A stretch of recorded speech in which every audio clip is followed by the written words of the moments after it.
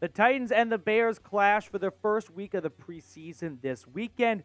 So, who are you most excited to see in the preseason? Is it a quarterback? Is it Treylon Burks? I wouldn't hold your breath on DeAndre Hopkins playing much at all in the preseason, but let me know who you are most excited to see in the comment section.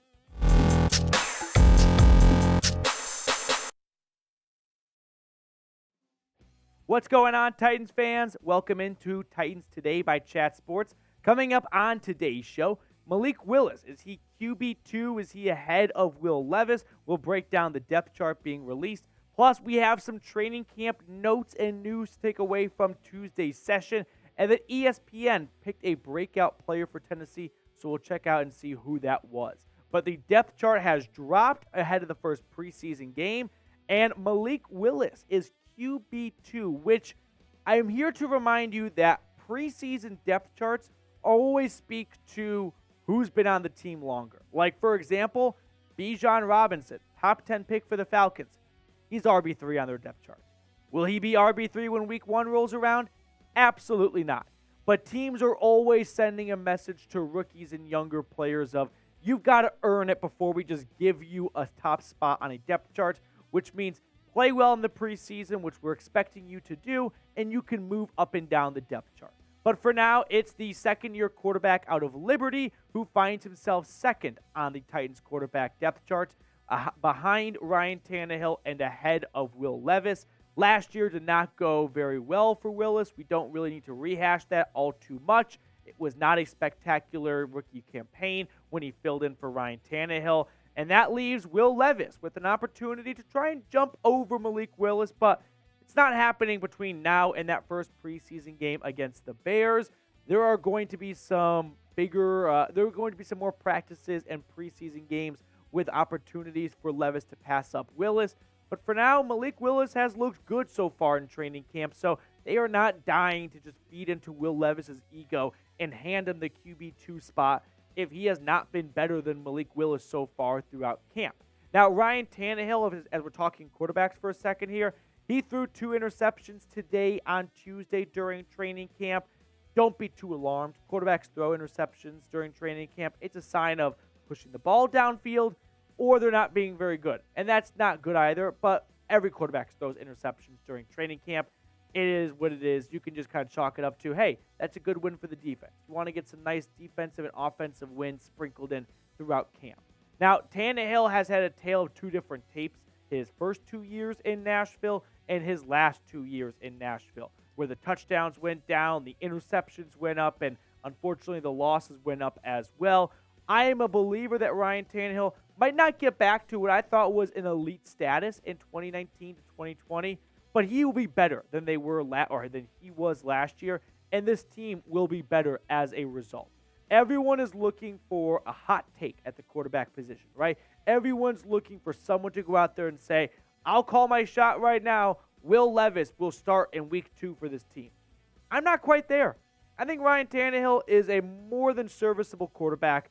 Is he everything Titans fans hoped he would be after a really good, strong start in the Volunteer State? No. But is he someone that can keep your head above water and keep you in contention? Yeah.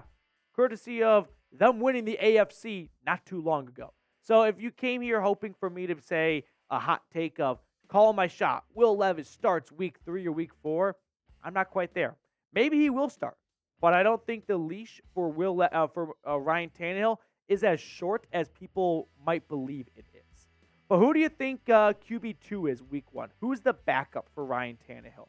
Is it Malik Willis or is it Will Levis? Meaning, if an injury were to happen, which we saw last year can very well happen, who's that first guy coming off the bench? Who's dropping the clipboard? Who's putting on the cape? And who's running onto the field into the huddle? Is it Malik Willis or is it Will Levis?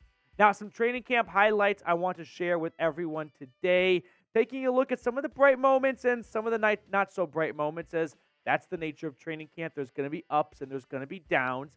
One of the ups for sure was one of the newer guys in Nashville, Al-Shahir, the linebacker they acquired from the 49ers in free agency. He continues to stack on good days after good days and good practices after good practices. Linebacker Al-Shahir turning heads so far in camp. He has been the talk so far in Nashville. He was praised by his new head coach, Mike Vrabel, and his fellow defender, Christian Fulton. Here's what Vrabes had to say on him. His intensity and his leadership has been really good. I've always enjoyed conversations with him off the field, sitting down, having lunch, having breakfast, getting to know him personally, so I've enjoyed coaching him. He's playing with some speed out there. Not that it was perfect every snap, but he's understanding what we're trying to get done. And I like the communication that he's playing with. So it's great to see that from one of the newer guys in camp. And this is a Titans defense that might not be screaming out loud top 10 defense in 2023. But with a healthy Harold Landry coming back and a Jeffrey Simmons that just keeps getting better and better by the year, and a very good, sturdy secondary in my eyes, middle of the field, the linebacker position is kind of the last spot that they really needed to address, and they did it, and I think Al-Shahir can be a very good player for this team.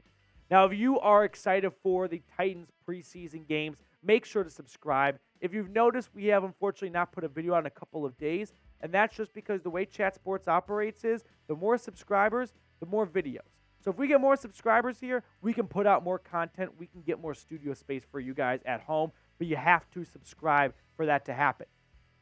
Second takeaway I've got is some QB 2-minute drills that did not go great for some, but well for other guys. So let's break down how some of the situational football drills unfolded, because that is a huge part of training camp, right? Coaches are constantly putting the offense on the field going, hey, you're at your own 25-yard line, you're down 6, minute 15, 2 timeouts, go. Here's how the 2-minute drills went for all 3 quarterbacks. Ryan Tannehill, 2 for 3, tossed an interception. Not ideal. Malik Willis, 4 for 6, and the team made the field goal. Will Levis, 3 for 4, and the team made the field goal. Now, Levis and Willis went up against the second and third string defenses.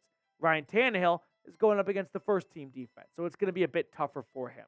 Preseason will be a lot more telling as to who is further ahead, Malik Willis or Will Levis. It's hard to get that from a 90-minute practice. Like, you can get a good sense, and preseason itself is not even the best tool to measure it. I think joint practices are way more informative if you want to know who's ahead of who on the depth chart, but we're going to find out about these quarterbacks in the next few weeks during the preseason. Third takeaway from training camp is special teams looks solid. So we've got a nice kicker battle brewing right now in Nashville, and it's going back and forth. Both kickers are having some success, but the UDFA signing from Texas Tech, Trey Wolf, he went 8 for 9 on Tuesday from field goal. So good to see, whether it's Trey Wolf, whether it's the incumbent from last year. You got some good kickers kicking the ball right now. You just want to find the best one, whoever that might be. I think Tennessee is in a good spot where they've got 2 young kickers who have played very well so far in training camp. Now, to wrap up the show, I want to check out ESPN's breakout player for Tennessee, and it is the second-year tight end Chig Okonkwo, who was listed as a breakout player under an interesting parameter, because they didn't just go one breakout player for all 32 teams. No, Bill Barnwell was smarter than that. He went with rotation players that could become solid starters this upcoming season, and that's where Chig landed. Now, an interesting stat that our stat guys here at Chat Sports, Tyler Smith, found that I think you guys might find interesting. Okonkwo last year, 2.9 yards per routes run on 154 routes. I don't even really know what that means, but it's a good number because it's in the same category as Tyreek Hill, who is the only player that had a higher number that ran more than 100 routes. So anytime you find yourself in the same room as Tyreek Hill, that's a good room to be in. He also had 4 catches last year of 30-plus yards, which does not have a big club in terms of tight ends that accomplish that. Travis Kelce, George Kittle, TJ Hawkinson, Hunter Henry. Another good room you want to be in. Anytime someone can frame some stats that have you in the same category as Hill, Kelce, and Kittle, and Hawkinson, you're doing something right. That's for sure. Now, he was the last one to leave practice, which means we're getting those awesome headlines of best shape of life season, first guy in, last guy out, ultimate team guy. And in the preseason, as fans, this is what we get drunk over. Now, last year, Chig put up 32 grabs for 450 yards and 3 touchdowns.